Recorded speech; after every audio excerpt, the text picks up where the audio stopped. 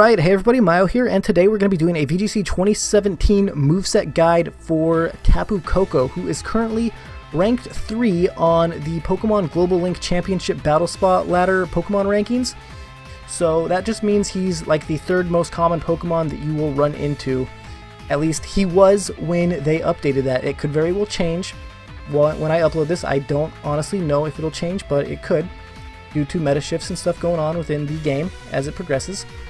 So, I just want to let you guys know before we get into this that this series is mainly to help me get better at battling. If I know the most common movesets on Pokemon, then I'm prepared for it and I can adapt my gameplay better suited to deal with these Pokemon. However, I felt like I should do a moveset video to also help new players out as well. Because if you're a new player in the VGC just getting started and you're just like, I have no idea what EV spread to do at all, I don't know, I'm going to just look for something and just use it, then hopefully this will help you out because I'm going over the most common movesets. So there's probably a good reason why they are common, because they're probably good. So let's go ahead and take a look at this. We'll go over the EV spread first because it's pretty basic and easy for this one. 4 into HP, 252 into special attack, and 252 into speed with a timid nature. So basically he hits hard and he hits fast.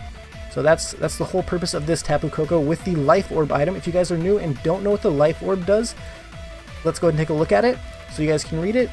And I'll read it all as well. So the holder's attacks do 1.3 damage. So that means physical attacks and special attacks will do 1.3 damage. So if you're running like a mixed Tapu Koko, both your attacks will hit pretty hard due to the Life Orb. However, there is a downside to the Life Orb. You will take 1/10. You'll lose 1/10 of your max HP after each attack. And the ability is Electric Surge, which I'm pretty sure most of you guys know it makes the terrain become an electric terrain. I'm not going to get too much into that. I'll let you guys do your own research onto that because I do encourage you guys to go out, do your own research, do your own EV spreads, all that stuff. Whatever is best suited for your Pokemon on your team, because it could very well be different than what I'm showing you. So let's go ahead and take a look at the moves. Dazzling Gleam, Fairy type move, pretty standard, pretty good because it's stab with a 80 base power, 100% accurate, and it's spread, so it hits both targets out on the field, so you don't have to worry about protect too much. If you're like, I don't know which one's going to protect, you could just Dazzling Gleam and you'll at least hit one of them unless they both protect, of course.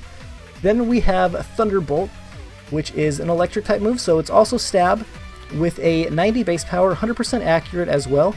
And it has a 10% chance to paralyze the target, which is pretty useful sometimes. Like it can be clutch in some games. A lot of people dislike hacks, but I think they're fun.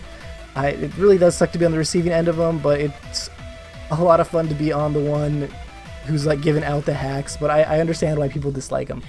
So then let's go ahead and take a look at Discharge here. Now Discharge is a pretty cool move. I highly recommend you have it on your Tapu Koko, and I'll explain why after we take a look at Discharge. So there's an electric type attack, which means it's stab because Tapu Koko is an electric type Pokemon, and it has a base power of 80, and it is a 100% accurate with a 30% chance to paralyze adjacent Pokemon. So the reason I like Discharge is because it is a spread move as well, like Dazzling Gleam.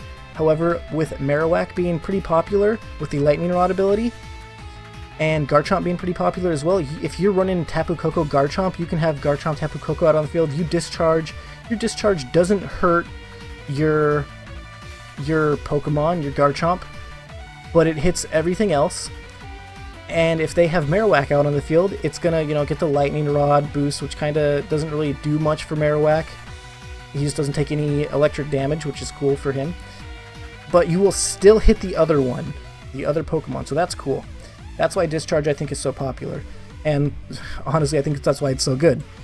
So let's go ahead and take a look at the other Tapu Koko now. Now this one is the Assault Vest variant of Tapu Koko. It is a more bulkier spread. How I look at it is, if you're like I was when I first started, let's go ahead and look at the EV spread, but if you're like I was when I first started, I didn't know EV spreads very well, and I didn't know like speed. I think it was mainly speed tiers I didn't know very well, so I always chose bulky spreads. I always looked for a bulky spread. I thought that was the best thing I could do because I was like, I don't know if I'm faster, I have no clue. I need something that I think can survive and then dish out damage after I get hit. So me personally, for my playstyle, I recommended bulkier spreads to people because that's just what worked for me. Now, if you don't like that, then that's fine. You guys got to do what you think is best for you and your team. So let's take a look at the Assault Vest variant. The EV spreads for this are 236 into HP, 12 into defense, 28 into special attack, 132 into special defense, and 100 into speed with a timid nature, so you're still pretty fast. So that's pretty cool. You're still pretty fast and you're pretty bulky. You can survive some hits. This is just I believe this is like one of the most common EV spreads for the Assault Vest variant of Tapu Koko. And let's take a look at the Assault Vest item in case you guys are new and don't know what it does. Now, this boosts your special defense by 1.5, so that's pretty cool. However, you cannot use Protect. You can only use damaging moves. So like you can't use, for an example, you can't use like a Thunder Wave. So you can only use moves that actually do damage. So I think you could use like a move like Nuzzle, which is like really low base power. If you want to do so, that's just an example. We're gonna move on now. And the moveset, the only difference on this one is Volt Switch. Since you can only use damaging moves, you want to be able to switch out your Pokemon.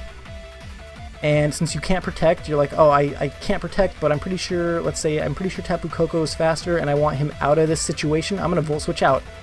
So that's pretty cool. That's why Volt Switch is on here. And that's pretty much what I got for Tapu Koko. Let me take a look real quick before we end the video. So some other common items, just, you know, in case you guys are wondering, are choice specs on Tapu Koko, and I'll show you guys what choice specs do if you guys don't know, which most of you guys are going to know. It increases your special attack by 1.5, so that's choice specs. Another common item on Tapu Koko that you might run into on the Battle Spot ladder is the Focus Sash, which basically makes you survive a hit. If the holder HP is full, it will survive an attack that would normally KO it with 1 HP left. And then the other items that are kind of common before the Assault Vest variant would be like Fairyum Z and Electrium Z, which allows you to use the Fairy Z move and the Electric Z move.